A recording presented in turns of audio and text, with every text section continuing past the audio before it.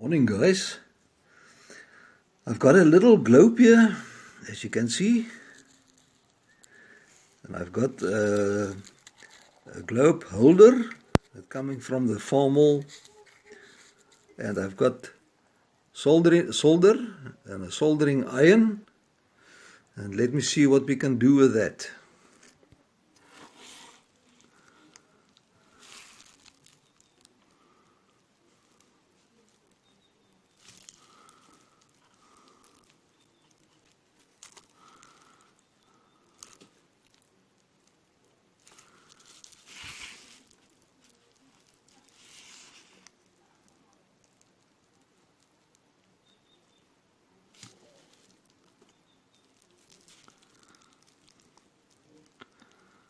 It seems if that wire is not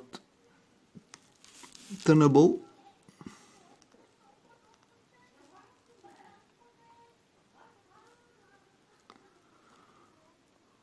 okay, but that's no problem.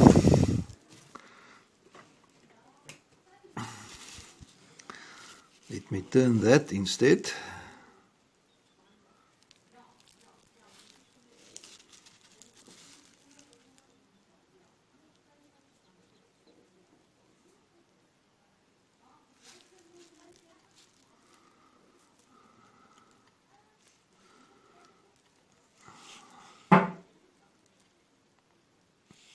Okay.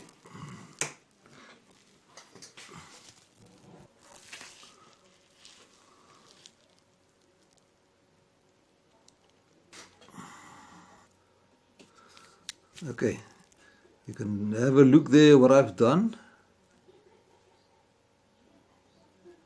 So now I'm going to lift that wire.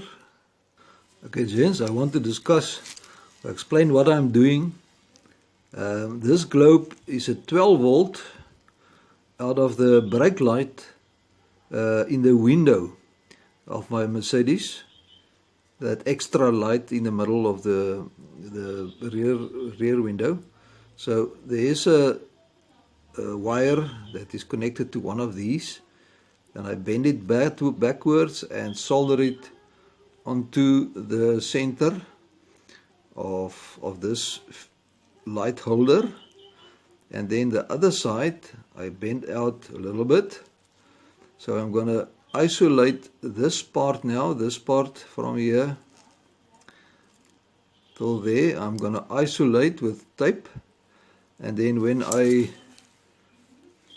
put it in, move it in, the idea is that that wire must make contact to the outer shell there, which is copper, and this is the same plate than that, and there's the wire for the other part that I did there.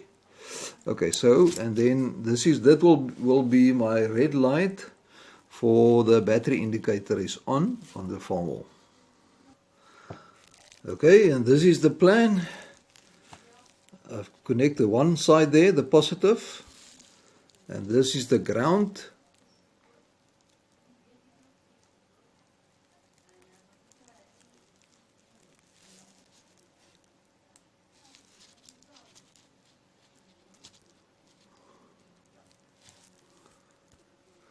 Okay, there it is. There was just not a good contact there.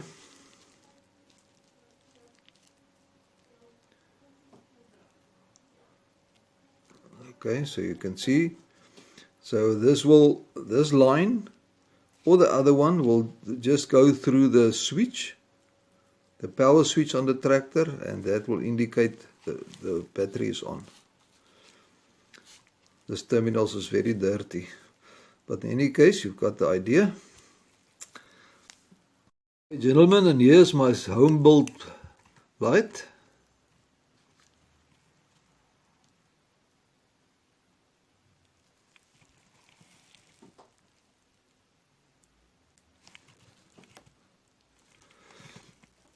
So what I've done is I bring both wires right through, because the the isolation on the original one is fairly cracked, and I'm afraid that it will make contact with the other points here. So I rather soldered another wire onto the globe and bring the wire through. So I don't use that body. I use this as a positive and a negative.